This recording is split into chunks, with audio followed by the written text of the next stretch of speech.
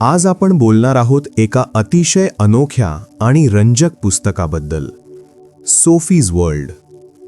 या पुस्तकाचे लेखन जस्टिन गार्डर यांनी केले आहे, जे एक नॉर्वेजियन लेखक आहेत. ते आधी एक फिलॉसॉफी तत्वज्ञान शिक्षक होते आणि त्यांनी हे पुस्तक 1991 मध्ये लिहिले होते. विचार करण्यासारखी गोष्ट ही आहे की हे पुस्तक जगभरातील लहान मुले आणि मोठी माणसे या दोघांमध्येही खूप प्रसिद्ध झाले. 60हून अधिक भाषांमध्ये याचे भाषांतर झाले आणि लाखो प्रती विकल्या गेल्या. सोफीज वर्ल्ड ही काही साधी कादंबरी नाही. हा एक फिलॉसॉफिकल दार्शनिक प्रवास आहे, जिथे 14 वर्षाची सोफी हळूहळू जग आणि स्वतःला समजून घ्यायला सुरुवात करते. तिला काही विचित्र पत्रे मिळू लागतात, ज्यामध्ये प्रश्न असतात जसे की तू कोण आहेस, हू आर यू, हे जग कुठून आले, where does the world come from. या प्रश्नांची उत्तरे शोधताना सोफी एका अदृश्य शिक्षकाला भेटते, अल्बर्टो नॉक्स, जो तिला संपूर्ण तत्वज्ञानाचा इतिहास शिकवतो. या पुस्तकाचा मुख्य विषय थीम आहे विचार करणे, प्रश्न विचारणे, गोष्टी समजून घेणे आणि प्रत्येक गोष्टीमागे लपलेलं लॉजिक आणि अर्थ जाणून घेणे. हे पुस्तक आपल्याला आठवण करून देते की कुतूहल म्हणजे क्युरिओसिटी ही माणसाची सर्वात मोठी ताकद आहे. तर चला सुरुवात करूया या अद्भुत प्रवासाला. सोफीच्या कथेची सुरुवात एका अगदी सामान्य दिवसापासून होते, जेव्हा ती शाळेतून घरी परत असते. ती एक 14 वर्षांची सामान्य मुलगी आहे, नॉर्वेमध्ये राहते आणि शांत व विचार करणाऱ्या स्वभावाची आहे. ती जशी तिच्या घराच्या गेटजवळ पोहोचते, तिला तिथे एक विचित्र लिफाफा मिळतो. त्यावर पाठवणाऱ्याचे नाव नसते. लिफाफ्यात एक छोटीशी चिठ्ठी असते, ज्यावर लिहिले असते, तू कोण आहेस. सोफी या प्रश्नाने चकित होते. सुरुवातीला तिला वाटते की कोणीतरी प्रँक करत आहे, पण नंतर हा प्रश्न तिच्या डोक्यात घर करतो. ती विचार करू लागते की असा साधा वाटणारा प्रश्न किती मोठा आहे. ती स्वतः कोण आहे? ती फक्त एक विद्यार्थिनी आहे की आणखी काही? ती या विचारात इतकी बुडून जाते की स्वतःला आरशात पाहते आणि विचार करते की हे शरीरच तिची ओळख आहे का. दुसऱ्या दिवशी सोफीला अजून एक चिठ्ठी मिळते. हे जग कुठून आले? आता ती पूर्णपणे गोंधळून जाते आणि कुतूहलाने भरून जाते. हा प्रश्नही पहिल्या प्रश्ना इतकाच मोठा असतो. तिचे डोके आता प्रश्नांनी भरून गेले आहे. हे सर्व कोणीतरी विचारपूर्वक पाठवले आहे का? हे एखादे कोडे आहे का? की कोणीतरी तिला काही शिकवू इच्छिते? इथूनच सोफीचा प्रवास सुरू होतो. एक असा प्रवास जो तिला रोजच्या कंटाळवाण्या आयुष्यातून बाहेर काढून एका खूप खोल आणि विचारप्रवर्तक जगात घेऊन जातो. सोफीची आई तिच्या वागण्यातील बदल पाहते. तिला वाटते की सोफीचे लक्ष विचलित झाले आहे. ती कुठेतरी हरवलेली असते. पण सोफी आता गोष्टींकडे एका नव्या नजरेने पाहत असते. ती स्वतःलाच छोटे छोटे प्रश्न विचारू लागली आहे, जसे की आपण विचार का करतो, आपण जिवंत का आहोत, आणि जग जसे आहे तसे का आहे. ती या प्रश्नांची उत्तरे आपल्या आसपासच्या जगात शोधण्याचा प्रयत्न करते. झाडे झुडपे, प्राणी, आकाश आणि अगदी आपल्या घराच्या भिंतींमध्येही. या पहिल्या प्रकरणात लेखक आपल्याला हे समजावतो की फिलॉसॉफी हा काही वृक्ष आणि बोरिंग विषय नाही. उलट ती तर कुतूहलातून सुरू होते. तेच कुतूहल जे लहान मुलांमध्ये असते, पण मोठे होताना आपण ते गमावून बसतो. सोफी हे त्या शुद्ध कुतूहलाचे प्रतीक आहे, जे जगाला नव्या नजरेने पाहण्याची ताकद देते. गार्डन ऑफ ईडन हे शीर्षकही प्रतिकात्मक आहे. हे आपल्याला बायबलमधील कथेची आठवण करून देते, जिथे माणसाने ज्ञानासाठी निषिद्ध फळ खाल्ले होते. तशीच सोफीही आता अशा वाटेवर निघाली आहे, जिथे तिला जगाबद्दल आणि स्वतःबद्दल खूप काही नवीन शिकायचे आहे. पण याची किंमत असेल तिचे जुने साधे आयुष्य मागे सोडणे. सोफी आता त्या रहस्यमयी पत्रांमुळे खूप संभ्रमात होती. कोण होता जो तिला इतके खोल आणि विचित्र प्रश्न पाठवत होता? का आणि कसे? जेव्हा ती पुढची चिठ्ठी वाचते, तेव्हा त्यात लिहिलेले असते, चांगले तत्वज्ञानी होण्यासाठी आपल्याला फक्त एका गोष्टीची गरज असते, ती म्हणजे आश्चर्यचकित होण्याची क्षमता. The faculty of wonder. आता सोफी स्वतःला विचारू लागते की तिच्यात खरंच वंडर म्हणजेच आश्चर्याची भावना आहे का. मग ती एका छोट्या उदाहरणाचा विचार करते, जसे की एखादा जादूगार आपल्या टोपीतून अचानक ससा बाहेर काढतो. पाहणारा हैराण होतो, टाळ्या वाजवतो, पण मुले त्याहून जास्त आश्चर्यचकित होतात, कारण त्यांनी असे काही आधी कधी पाहिलेले नसते. पण जसे आपण मोठे होतो, आपल्याला आश्चर्य वाटणे बंद होते. आपण प्रत्येक गोष्टीला नॉर्मल मानून चालतो, जसे की सूर्य उगवणे, फुले फुलणे, जीवनाचे अस्तित्व, हे सर्व आपल्याला सामान्य वाटू लागते. पण खरा फिलॉसॉफर तोच असतो जो या रोजच्या गोष्टींमध्येही वंडर म्हणजेच आश्चर्य अनुभवू शकेल. सोफी या गोष्टी आपल्या मनात वारंवार घुळवू लागते. ती आपल्या खोलीच्या खिडकीतून बाहेर पाहते, आकाशाला न्याहाळते आणि विचार करते की हे ढग कुठून येतात, हवा का वाहते, माणूस बोलायला कसे शिकतो. इतक्या साऱ्या प्रश्नांच्या मध्ये ती स्वतःला खूप लहान समजू लागते. पण त्याच वेळी तिला एक वेगळी ताकदही जाणवते, जसे की आता ती खऱ्या अर्थाने पाहू लागली आहे. ती स्वतःशीच म्हणते, मी एका सशाच्या रेशमी केसांमध्ये बसले आहे आणि आता मी वरच्या दिशेने पाहत आहे. ही ओळ तिला विचार करायला भाग पाडते. काय सगळे लोक फक्त खालीच पाहत आहेत? काय त्यांना ही जादू अनुभवता येत नाहीये? ती या विचारात बुडून जाते की या जगाचे अस्तित्व असणे हेच मुळात किती मोठे आश्चर्य आहे. या प्रकरणात सोफी त्या मानसिकतेत प्रवेश करते जिथे ती जगाला एका लहान मुलासारखे पाहू लागते, प्रत्येक गोष्टीला कुतूहल आणि आश्चर्याच्या नजरेने. तिला जाणवते की कदाचित खरी जादू हीच आहे की आपण कोणत्याही भीतीशिवाय प्रश्न विचारणे. आणि तेव्हाच तिला वाटते की ती त्या अदृश्य शिक्षकाच्या आणखी जवळ येत आहे, जो या पत्रांमधून तिला एका नव्या जगात घेऊन जात आहे. सोफीचे कुतूहल दिवसेंदिवस वाढत होते. आता तिला पत्रांमध्ये फक्त प्रश्न मिळत नव्हते, तर उत्तरांकडे इशाराही मिळू लागला होता. यावेळी तिला जो लिफाफा मिळतो त्यात तिला मिथ्स अर्थात दंतकथा बद्दल वाचायला मिळते. सोफी हे वाचून चकित होते की जुन्या काळात लोक वीज कडाडणे, ढगांचा गडगडाट किंवा ऋतू बदलणे या गोष्टी कशा प्रकारे स्पष्ट करत होते जेव्हा त्यांच्याकडे विज्ञान नव्हते. ती चिठ्ठी सांगते की प्राचीन काळात माणसाने जगातील प्रत्येक घटनेला कोणत्या तरी देवतेशी किंवा अलौकिक शक्तीशी जोडून समजून घेण्याचा प्रयत्न केला. जसे पाऊस झ्यूसमुळे पडतो, पिके डिमीटरमुळे उगवतात आणि समुद्र पोसायडनच्या हातात आहे. सोफीला हे खूप रंजक वाटते की लोक कोणत्याही अज्ञात गोष्टीला घाबरत होते आणि त्याला समजून घेण्यासाठी कथा बनवत होते. याच कथा म्हणजे मिथ्स होत्या. अशा काही कथा ज्या एका समाजाला, एका संस्कृतीला जोडून ठेवत होत्या. ती विचार करते की जर विजेमागे झ्यूसला जबाबदार मानले असते तर कदाचित आज आपण विजेचा बल्बही पेटवू शकलो नसतो. चिठ्ठीत तिला हे सुद्धा सांगितले जाते की मिथ्स फक्त मनोरंजनासाठी नव्हत्या, तर त्या लोकांच्या आयुष्याच्या प्रत्येक भागात सामील होत्या. जन्म, मृत्यू, युद्ध, लग्न, प्रेम, प्रत्येक गोष्टीत. सोफीला वाटते जसे ती एका नव्या जगात डोकावत आहे, जिथे कल्पना म्हणजे इमॅजिनेशन आणि श्रद्धा म्हणजे बिलीफ मिळून वास्तविकता बनवत होते. ती आपल्या घरातील पुस्तके चाळते आणि ग्रीक मायथॉलॉजीचे एक जुने पुस्तक काढून वाचू लागते. त्यात तिला प्रोमिथियसची गोष्ट मिळते, ज्याने माणसांसाठी आग चोरली होती. तिला हे पाहून आश्चर्य वाटते की कशा प्रकारे या कथांनी माणसाला शतकानुशतके मार्गदर्शन केले. पण त्याच वेळी सोफी आता प्रश्नही उपस्थित करू लागते. हे सर्व खरे होते की फक्त कल्पना? आणि मग ती विचार करते की आज ते आधुनिक लोकही अशाच काही मिथ्समध्ये जगत आहेत का? फक्त फरक एवढाच की ते आजच्या भाषेत आणि तंत्रज्ञानात ढळलेले आहेत.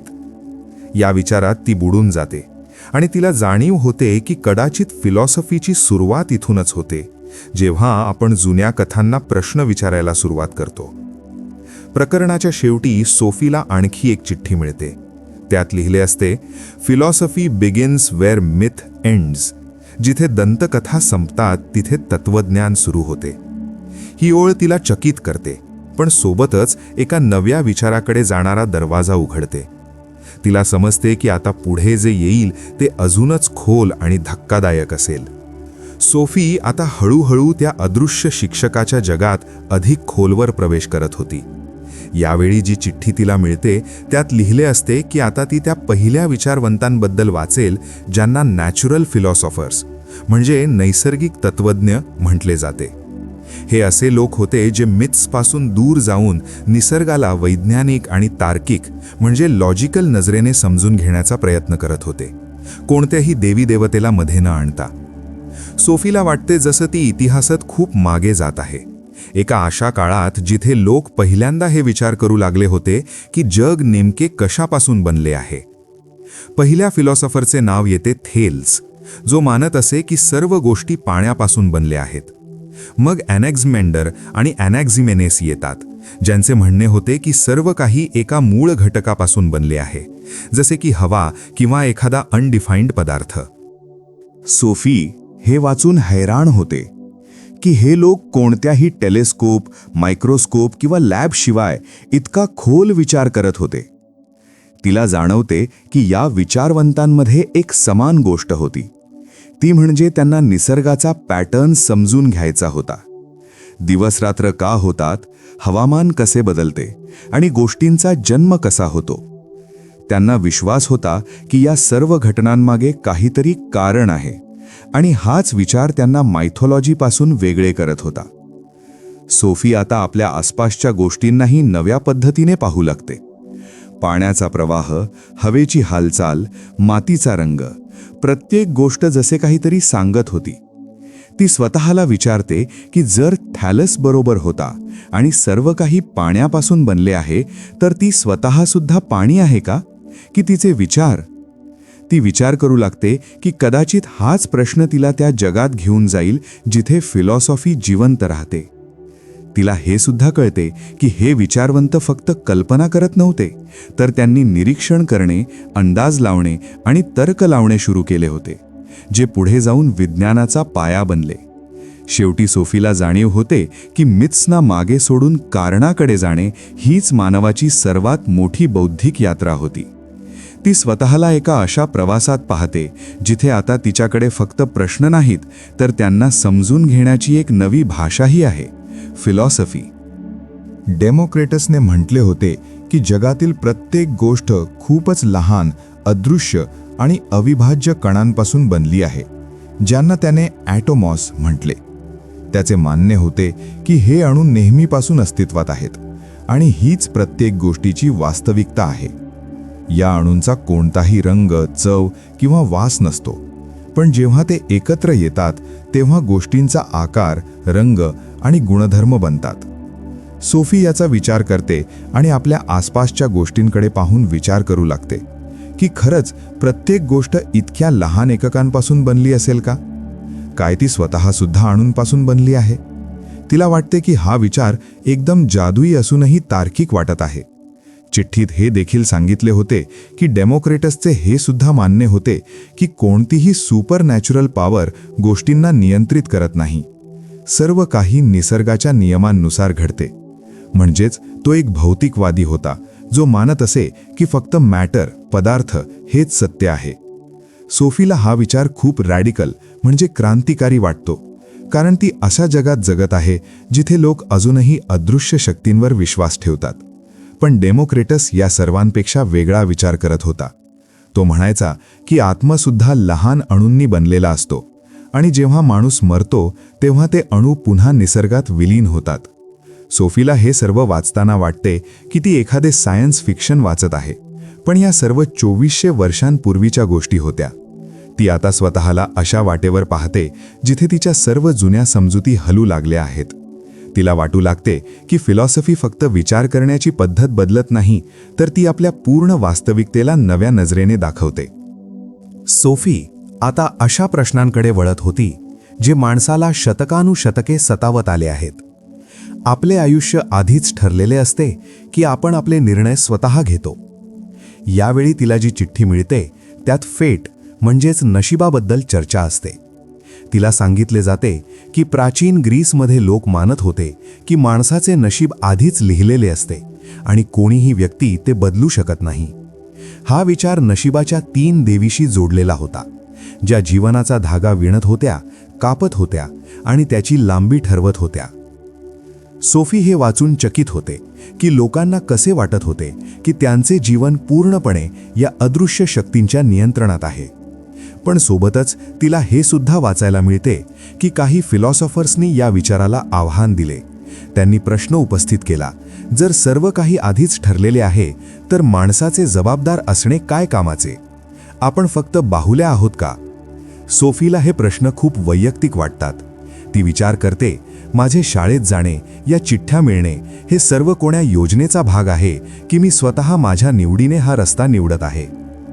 या विचारात मग्न असलेली सोफी आपल्या घराजवळच्या एका जुन्या चर्चच्या आवारात जाते आणि तिथे एकटी बसून विचार करू लागते की या विश्वात कोणतीही अदृश्य स्क्रिप्ट आहे का जी सर्व काही चालवत आहे.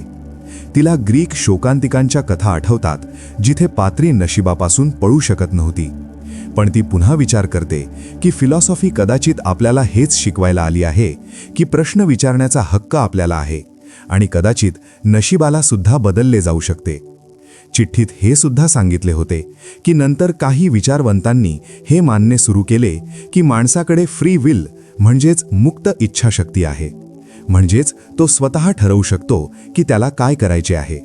सोफी हे जाणून थोडा दिलासा अनुभवते. सोफी आता फिलॉसॉफीच्या जगात अशा एका वळणावर पोहोचते जिथे तिला एक असा विचारवंत भेटतो ज्याने ना फक्त आपल्या काळातील विचार बदलले तर येणाऱ्या शतकांसाठी प्रश्न विचारण्याची पद्धत शिकवून दिली. तो म्हणजे सॉक्रेटिस. यावेळी सोफीला जी चिठ्ठी मिळते त्यात सॉक्रेटिसचे जीवन आणि विचारांबद्दल सांगितले होते. सोफीला कळते की सॉक्रेटिस अथेन्स नावाच्या शहरात राहत होता आणि त्याने कधीही कोणतेही पुस्तक लिहिले नाही. तो फक्त लोकांशी बोलायचा. गल्लीत, बाजारात जिथेही त्याला लोक दिसत त्यांच्याशी तो संवाद सुरू करायचा. त्याची पद्धत वेगळी होती. तो स्वतः काहीही शिकवत नसे, उलट तो फक्त प्रश्न विचारत असे, जेणेकरून समोरचा व्यक्ती स्वतः विचार करायला मजबूर होईल. सोफीला ही पद्धत खूप आकर्षक वाटते, कारण तिलाही आता वाटू लागले की खरी उत्तरे तीच असतात जी माणूस स्वतः शोधतो. सॉक्रेटिसचे असे मानणे होते की ज्ञान तेच आहे जे माणूस आपल्या आतून शोधतो, बाहेरून लादलेले नाही. पण या विचाराने अथेन्सच्या अनेक ताकदवार लोकांना अस्वस्थ केले. त्यांना वाटले की सॉक्रेटिस तरुणांना भडकवत आहे, त्यांना सत्तेला प्रश्न विचारायला शिकवत आहे. सोफीला हे जाणून खूप दुःख होते की सॉक्रेटिसला शेवटी विष पिण्याची शिक्षा दिली गेली आणि त्याने ती आनंदाने स्वीकारली सुद्धा. त्याने म्हटले होते की तपासल्याविना जगलेले आयुष्य जगण्यालायक नाही. सोफी या गोष्टीने खूप प्रभावित होते. तिला वाटते की सॉक्रेटिस केवळ एक फिलॉसॉफर नव्हता, तर एक सच्चा माणूस होता जो आपल्या तत्वांसाठी जीव द्यायलाही तयार होता. सोक्रेटिसची कथा आता सोफीच्या डोक्यात घुमत राहते आणि ती स्वतःशीच वचन देते की ती सुद्धा कधीही विचार करण्यापासून मागे हटणार नाही, मग काहीही झाले तरी. सोफी आता एक नवीन चिठ्ठी वाचत होती जी तिला प्राचीन ग्रीसच्या एका प्रसिद्ध शहरात अथेन्समध्ये घेऊन जाते. हे तेच शहर होते जिथे सॉक्रेटिस, प्लेटो आणि ॲरिस्टॉटल सारखे महान तत्त्वज्ञ राहत होते आणि जिथे जगातील पहिली लोकशाही, डेमोक्रेसी जन्माला आली होती. सोफीला हे जाणून आश्चर्य वाटते की अथेन्स हे काही सामान्य शहर नव्हते, तर एक असे ठिकाण होते जिथे कला, विचार आणि राजकारण यांचा संगम होत होता. चिठ्ठीत तिला सांगितले गेले की अथेन्समध्ये प्रत्येक व्यक्तीला सभेत जाऊन बोलण्याचा हक्क होता आणि हीच लोकशाहीची सुरुवात मानली जाते. अर्थात स्त्रिया आणि गुलामांना हे अधिकार नव्हते हेही तिला समजते. तिला समजते की अथेन्समध्येच सॉक्रेटिसने आपले विचार पसरवले, प्लेटोने आपली अकॅडमी सुरू केली आणि ॲरिस्टॉटलने आपल्या निरीक्षणांद्वारे विज्ञान आणि तर्काचा पाया रचला.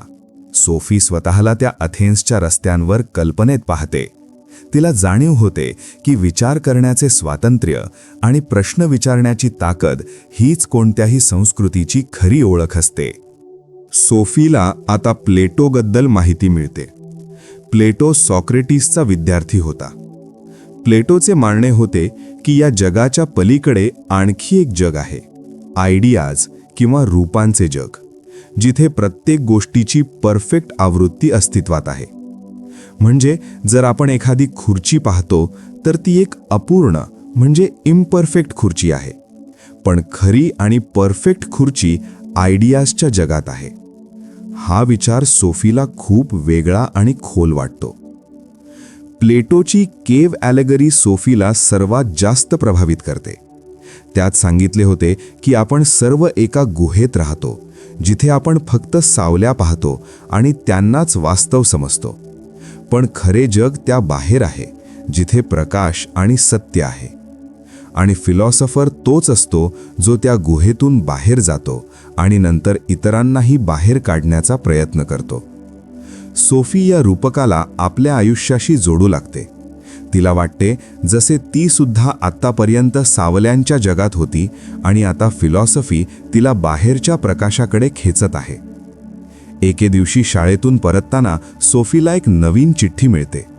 पण यावेळी काहीतरी विचित्र घडते. चिठ्ठी सोफीच्या नावावर नसते, तर हिल्डे नावाच्या मुलीसाठी असते. सोफी हैराण होते. चिठ्ठीत लिहिलेले असते की हे पत्र मेजर ॲल्बर्टकडून त्यांची मुलगी हिल्डेसाठी आहे. सोफीला पहिल्यांदाच जाणवते की कदाचित ती एकटी नाही जिला हे सर्व मेसेजेस मिळत आहेत. तिला वाटते की ती स्वतः कोण्या दुसऱ्याच्या कथेचा भाग तर नाही ना. या प्रकरणात पहिल्यांदाच हिल्डे आणि मेजरचा उल्लेख येतो, ज्यामुळे कथेची पूर्ण दिशाच बदलून जाते. सोफीला आता कळले आहे की हा काही साधा फिलॉसॉफीचा कोर्स नाही. तिच्या आसपास काहीतरी मोठे घडत आहे, काहीतरी रहस्यमय.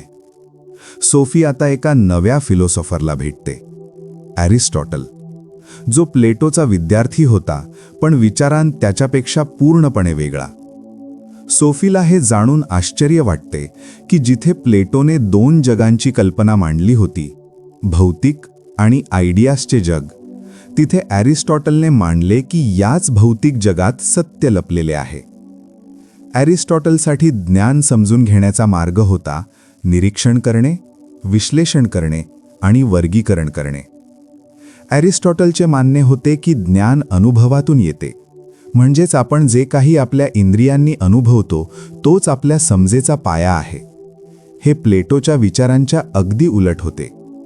सोफीला आता हळूहळू जाणीव होते की फिलॉसॉफीमध्ये कोणतेही एक अंतिम सत्य नसते, तर प्रत्येक फिलॉसॉफर आपल्या निरीक्षणांनुसार जगाला वेगळ्या प्रकारे समजावतो. यानंतर सोफी हेलेनिझमच्या काळात प्रवेश करते. तिला सांगितले जाते की प्लेटो आणि ॲरिस्टॉटल नंतर फिलॉसॉफीने एक नवीन वळण घेतले. आता प्रश्न फक्त सत्य आणि तर्कापुरता मर्यादित राहिला नाही, तर माणसाचे वैयक्तिक आयुष्य, भावना आणि आंतरिक शांती यावर भर दिला जाऊ लागला. तिला स्टॉइसिझम, एपिक्युरियानिझम आणि सिनिसिझमबद्दल सांगितले जाते. स्टॉइक्सचे म्हणणे होते की निसर्गाच्या नियमांनुसार जगले पाहिजे आणि आपल्या भावनांना नियंत्रणात ठेवले पाहिजे. दुःखाचा स्वीकार करणे हाच आनंदाचा मार्ग आहे. सोफी आता आपल्या विचारांच्या जगात अजून खोलवर उतरते. 2 संस्कृती नावाच्या प्रकरणात तिला पाश्चात्य आणि पौर्वात्य तत्त्वज्ञानातील फरक समजतो. जिथे पाश्चात्य फिलॉसॉफी तर्क आणि व्यक्तिमत्वावर आधारित आहे, तिथे पौर्वात्य फिलॉसॉफी आंतरिक शांती आणि एकतेवर जोर देते. सोफी आता मध्ययुगात पोहोचते.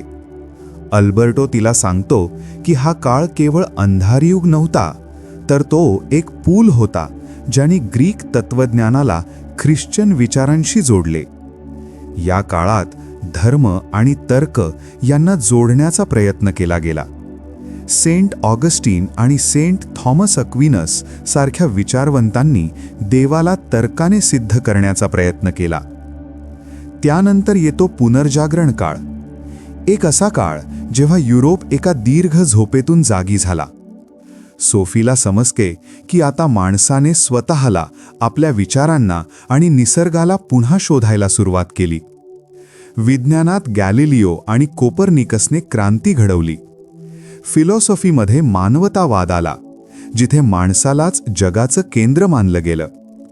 सोफी आता बरोक युगात प्रवेश करते. हा काळ असा होता जिथे जीवन हे एक स्वप्न आहे किंवा जग एक नाटक आहे असे मानले जात होते. या काळात शेक्सपियरसारखे नाटककार झाले. त्यानंतर सोफी भेटते रेने देकार्त यांना, ज्यांना आधुनिक तत्त्वज्ञानाचे जनक मानले जाते. त्यांचे प्रसिद्ध वाक्य होते, कोगिटो अर्गो सुम, मी विचार करतो म्हणून मी आहे.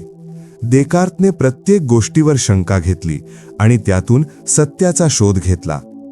नंतर सोफी भेटते स्पिनोझा यांना. स्पिनोझाचे मानणे होते की देव आणि निसर्ग एकच आहेत.